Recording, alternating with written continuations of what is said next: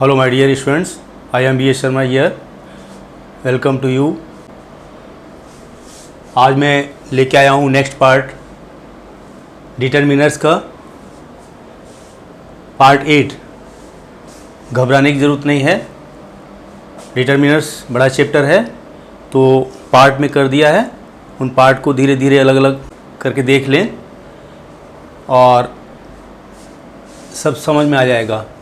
Determiners निर्धारक शब्द part 8। अब तक डिटरमिनर्स में हम पढ़ा चुके हैं आर्टिकल्स एन का प्रयोग, दूसरा demonstratives this that these those का प्रयोग, पजेसिव्स माई और your his their her its इनका प्रयोग अर्लियर वीडियोज़ में आपको मिल जाएगा, आप वहाँ से देख लें। इंडेफिनिट प्रोनाउंस इसमें कुछ हम पहले पढ़ा चुके हैं and some more determiners here. Determiners के बारे में, determiners always come before noun, हमेशा डिटरमिनर्स नाउन के पहले आते हैं। Determiners comes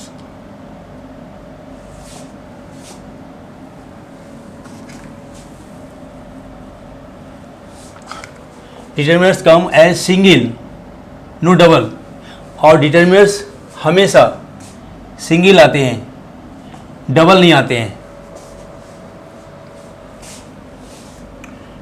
determiners determine the nouns, determiner noun को डिटरमाइन करते हैं। डिटरमाइन माना निर्धारित करते हैं, निर्धारक शब्द होते हैं ये।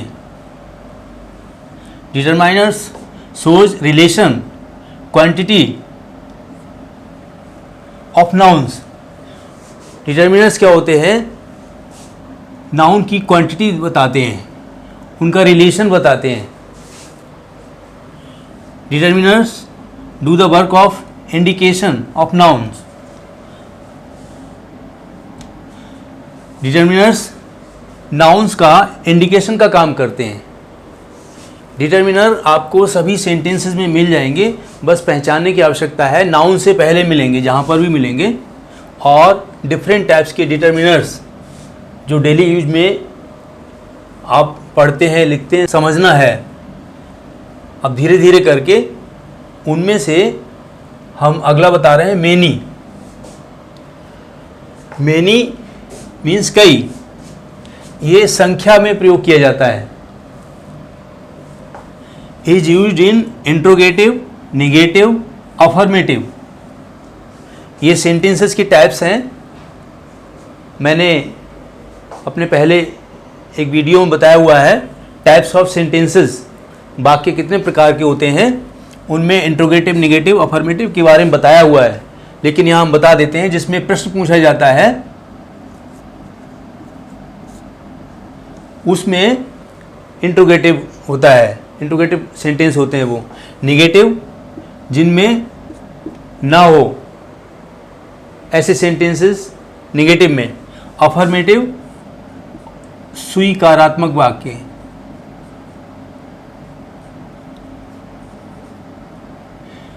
जिनमें हाँ की बात हो, इनको पॉजिटिव भी कहते हैं। इन तीनों प्रकार के वाक्यों में मेनी का प्रयोग होता है। और क्या करता है, शोज नंबर, ये संख्या बताता है। अब इंट्रोगेटिव और निगेटिव में इनका प्रयोग बता रहे हैं एग्जांपल्स में। Did you see many students in the class. Her sentence में हर शब्द की स्थिति पता करनी है, उनकी प्लेस वैल्यू जाननी है, किस किस प्लेस पर वो आए हुए हैं। Did interrogative question, interrogative sentence बनाता है, क्वेश्चन बनाता है। ये हेल्पिंग वर्ब है। क्वेश्चन दो तरह से बनता है, हेल्पिंग वर्ब से बनता है और इंट्रोगेटिव वर्ड से बनता है। Do, did, does, is, are, am, was, were, ये सब हेल्पिंग वर्ब्स हैं। और क्वेश्चन वर्ड्स W ऐसे जो शुरू होते हैं, who, which, how, when, why, where, तो इन शब्दों से जो सेंटेंस बनेगा, क्वेश्चन बनेगा, उसमें मैनी का प्रयोग। यू यहाँ पर प्रोनाउन है, सी मेन वर्ब है, मैनी ये डिटर्मिनर आ गया, स्टूडेंट्स यहाँ ऑब्जेक्ट आ गया है, इन द क्लास दूसरा ऑब्जेक्ट आ गया। क्या आपने बहुत से बच्चे क्लास में देखे, ये इंट्रोगेटिव हो गया। दूसरा निगेटिव में, you have not written many pages, आपने बहुत से पेजेस नहीं लिखे हुए हैं, ये हो गया निगेटिव में। ये निगेटिव का एग्जाम्पल हो गया, नॉट लगा हुआ है, मैनी पेजेस, आपने कई पेज नहीं लिखे हुए हैं। तो इंट्रोगेटिव में और निगेटिव में ये एग्जाम्पल से मैनी समझ में आ गया होगा। बी, एज द सब्जेक्ट और पार्ट ऑफ द सब्जेक्ट, ये सब्जेक्ट का भी काम करता है या सब्जेक्ट के पार्ट के रूप में भी आ जाता है। अब यहाँ पे सब्जेक्ट जानना क्या है, सब्जेक्ट कर्ता, जो डूअर है, जो काम का करने वाला है। जैसे राम स्कूल जाता है, तो इसमें राम काम का करने वाला है, राम इसमें कर्ता हो गया। एज द सब्जेक्ट और पार्ट ऑफ द सब्जेक्ट, या तो सब्जेक्ट के रूप में मैनी आ सकता है या फिर सब्जेक्ट के पार्ट के रूप में भी आ सकता है। जैसे मैनी ऑफ देम, उनमें से कई, went to the school, school को गए। अभी जो मैनी ऑफ देम है, ये as part of the subject है, अफर्मेटिव सेंटेंस है, पॉजिटिव। मैनी ऑफ देम ये सब्जेक्ट है अपना, वेंट वर्ब है, टू प्रीपोजिशन है, द स्कूल ऑब्जेक्ट है। इस तरह से ये सब्जेक्ट के पार्ट के रूप में, एक्चुअली यहाँ देम सब्जेक्ट के रूप में आया हुआ है, तो देम के साथ में मैनी आया हुआ है, मैनी ऑफ देम, उनमें से कई।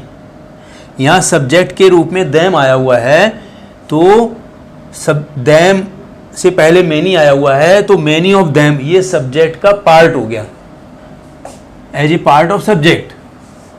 अब सब्जेक्ट के रूप में यहाँ many have been rewarded as the subject, यहाँ ये सब्जेक्ट के रूप में आ गया, ये स्वतंत्र है, मैनी स्वतंत्र सब्जेक्ट के रूप में आ गया। हैव बीन रिवॉर्डेड, बहुत से बच्चों को, व्यक्तियों को, पुरुषों को, बहुत से लोगों को इनाम दिया गया। यहाँ पर ये सब्जेक्ट का काम कर रहा है, अफर्मेटिव सेंटेंस है। ये इनको पॉजिटिव सेंटेंस भी कहते हैं।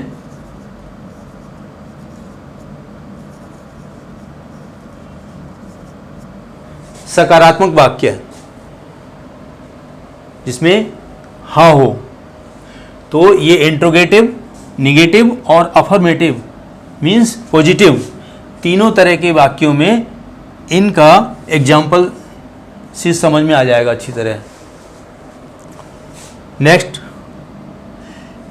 इन द एक्सप्रेशंस, ऐसे व्यक्त किया जाता है तो भी मैनी का कई जगहों पर प्रयोग हो जाता है। जैसे a good many, a great many, so many, too many, how many, as many, many a और मैनी एन, इन सब का मतलब कई होता है।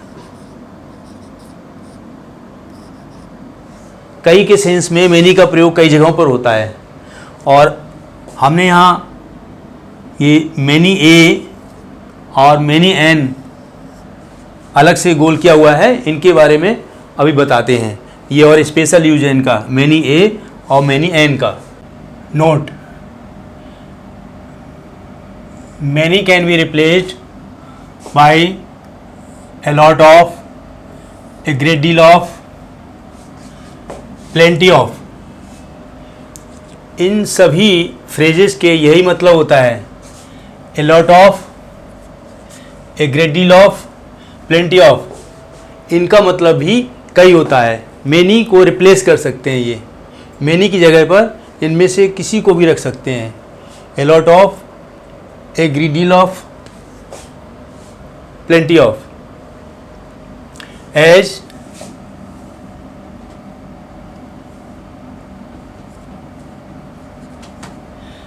I have learned many lessons. अब इसकी जगह पर I have learned a lot of lessons भी हो सकता है. No, I have not read a great deal of books. यहाँ पर ग्रेट डील ऑफ बुक्स भी हो सकता है, मैनी भी हो सकता है, यहाँ पर भी मैनी भी हो सकता है, ए लॉट ऑफ भी हो सकता है, प्लेंटी ऑफ भी हो सकता है. Second, many comes with plural countable nouns. ये अभी मैनी से रिलेटेड चल रहे हैं. अब नोट में डाला हुआ है कि मैनी के बारे में पहले पढ़ा चुके हैं और मैनी से रिलेटेड ये नोट हैं. Second note, many comes with plural countable noun. Plural countable noun के साथ में मैनी आता है. प्लूरल होगा, बहुवचन होगा, जो गिनी जा सकती चीज़ें ऐसी होंगी, उनके साथ में मैनी का प्रयोग. एज मैनी मैन या मैनी थिंग्स. एग्जाम्पल है, मैनी मैन का यहाँ पर है, मैनी थिंग्स का यहाँ पर है. They have solve many sums. तो मैनी के साथ में सम्स, वे बहुत से सवाल हल कर चुके हैं. Plural countable noun. There are not many man in the house. घर में बहुत से व्यक्ति नहीं हैं. यहाँ पर भी प्लूरल काउंटेबल नाउन है. थर्ड वन, यहाँ इसका अपवाद है. बट मैनी ए और many an comes with singular noun always. अगर मैनी के बाद ए दिया हुआ है या मैनी के बाद एन दिया हुआ है तो सिंगुलर नाउन के साथ में आता है. और ऐसे केस में सिंगुलर की वर्ब लगी होगी. जैसे many a, man has assembled. अर्थ वही निकलेगा, बहुत से के सेंस वही निकलेगा, बहुत सारे. लेकिन मैनी ए, मैनी के बाद ए आया तो मैन सिंगुलर नाउन लगेगा और ये सिंगुलर वर्ब.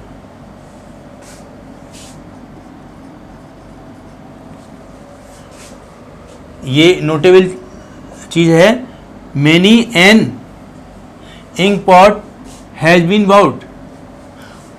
बहुत सारी इंक पॉट्स खरीदी जा चुकी हैं, बहुत से मनुष्य इकट्ठे हो गए हैं. सेंस बहुत से का निकलेगा. लेकिन मैनी के बाद ए आएगा या एन आएगा तो यहाँ पर जो नाउन होगा वो सिंगुलर होगा और ये वर्ब भी फिर उस नाउन के अनुसार सिंगुलर ही होगी.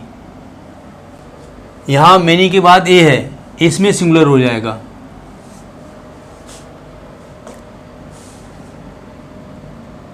Few, a few, the few. ये देखने में छोटे शब्द हैं लेकिन इनका अर्थ बहुत गहरा होता है. यही इंग्लिश को बनाते और बिगाड़ते हैं. इसलिए एक एक शब्द को समझने की आवश्यकता है. फ्यू संख्या के लिए होता है और 3 अर्थ निकलते हैं. फ्यू का अलग अर्थ निकलता है, आ फ्यू का अलग निकलता है और द फ्यू का अलग निकलता है. बिफोर काउंटेबल प्लूरल नाउन्स, ये काउंटेबल प्लूरल नाउन्स के पहले आते हैं. जो गिने जाने योग्य चीज़ें, वस्तु या व्यक्ति हैं और बहुवचन में हैं, उनसे पहले इनका प्रयोग होता है. और 3 तरह से होता है. एग्जाम्पल में देखेंगे. फ्यू, फ्यू मीन्स कुछ नहीं, ना के बराबर, नहीं. हार्डली एनी, मुश्किल से कुछ, मीन्स नहीं. As Shyam has few books, Shyam has few books, इसका मतलब है श्याम के पास कुछ किताबें नहीं है ही नहीं। ये निगेटिव सेंस देता है जो फ्यू होता है। अ फ्यू कुछ, सम एटलीस्ट कुछ थोड़ी, दो तीन। Shyam has a few books, इसका मतलब हुआ श्याम के पास कुछ किताबें हैं। ये पॉजिटिव सेंस देता है। यहाँ निगेटिव सेंस, यहाँ पॉजिटिव सेंस। अब आया द फ्यू। द फ्यू बहुत कम परंतु सब, जो कुछ भी है वो सब। Not many but all of them, ज़्यादा नहीं लेकिन जो कुछ है वो सब। इनके साथ has, have, had, which, that ये मिल सकते हैं द फ्यू वाले सेंटेंस में। ये भी पॉजिटिव सेंस देता है। As Shyam studied the few books which he had, Shyam ने वो सभी किताबें पढ़ ली जो उसके पास थी। द फ्यू जो कुछ है वो सब, जो कुछ किताबें उसके पास थी वो सब उसने पढ़ ली। यहाँ पर कुछ किताबें थी, यहाँ कुछ नहीं। Few, a few, the few, तीनों के अलग अलग अर्थ। संख्या के लिए, गिनती के लिए। Little, a little, the little with uncountable singular noun. जैसे few, a few, the few पढ़ाया था, वो काउंटेबल के साथ में था और ये अनकाउंटेबल के साथ में है। Little, a little, the little uncountable singular noun के साथ में है। मात्रा के लिए प्रयोग होता है। लिटिल नहीं, कुछ नहीं, हार्डली एनी, मुश्किल से कुछ, अर्थात कुछ नहीं, निगेटिव सेंस देता है। अ लिटिल कुछ, थोड़ा, पॉजिटिव सेंस देता है। ये अ फ्यू की तरह है, ये फ्यू की तरह है और ये द फ्यू की तरह है। द लिटिल थोड़ा परंतु सब, जो है वो सब, ये पॉजिटिव सेंस देता है। बस अंतर ये है कि ये little, a little, the little मात्रा के लिए होता है, क्वांटिटी, और वो नंबर के लिए होता है, few, a few, the few. यहाँ little, a little, the little quantity के लिए। एग्जाम्पल देखें।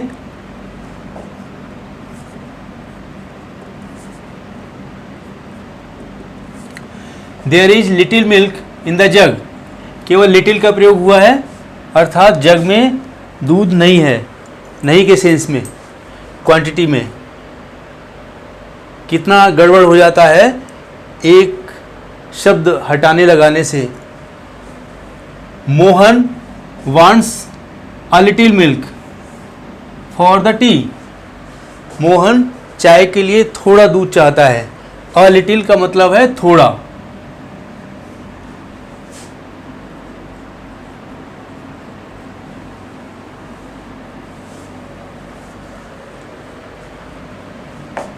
Next, Mohan drink the milk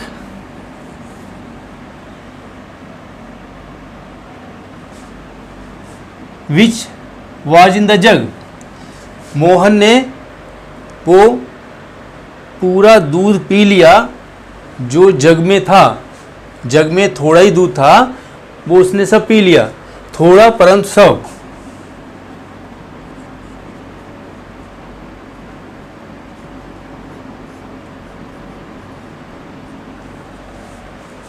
little, a little, the little को few, a few, the few से कंपेयर कर लें। ये मात्रा में आता है और वो संख्या में आता है, गिनती में आता है। ईच और एवरी दोनों प्रत्येक के लिए आता है। बिफोर काउंटेबल नाउन्स, जो गिने जाने वाली चीज़ें हैं उनसे पहले ईच और एवरी दोनों प्रयोग होता है। ईच मीन्स प्रत्येक, वेन नंबर इज लेस, जब संख्या कम होती है, 2 है, 3 है, ज़्यादा है, तो ईच का प्रयोग। As each student is good in the class, प्रत्येक बच्चा क्लास में अच्छा है।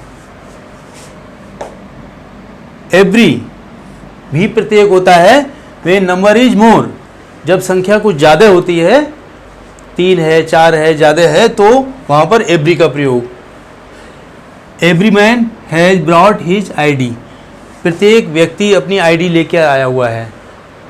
बस इतना अंतर है ईच और एवरी में। कम संख्या के लिए जो माइंड में रहे, जिनके बारे में सोच सकते हैं, वहाँ ईच, और जो ज़्यादा संख्या हो, सबके बारे में माइंड में नहीं सोच सकते हैं, वहाँ पर एवरी।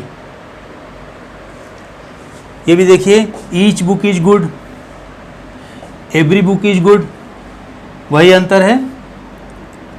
यहाँ कम है कुछ, यहाँ कुछ ज़्यादा है।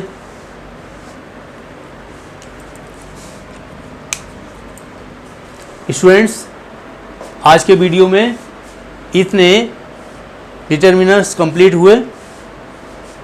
मैं जल्दी नहीं कर रहा हूँ, डिटर्मिनर को एक एक को अच्छी तरह समझा रहा हूँ, जिससे कि ये बोर्ड्स के बच्चों के लिए तो लाभकारी है ही है, बाकी छोटी से लेकर बड़ी कंपटीशंस तक ये सब आते रहते हैं एग्जामिनेशंस में। तो इनको कई बार रिवाइज कीजिएगा, वीडियो कई बार देखिएगा और सभी पार्ट्स को देख लीजिएगा, तो एक बार में अच्छी तरह से ये समझ में आ जाएंगे। और इनके एग्जाम्पल्स भी साथ साथ में दिए हैं, जिससे कि आपकी प्रैक्टिस हो जाए। इसके अलावा भी अलग से भी प्रैक्टिस करा देंगे। हमारे वीडियोस देखते रहिएगा, लाइक कीजिएगा, अपने दोस्तों में शेयर कीजिएगा और चैनल को सब्सक्राइब कर दीजिएगा। थैंक्स।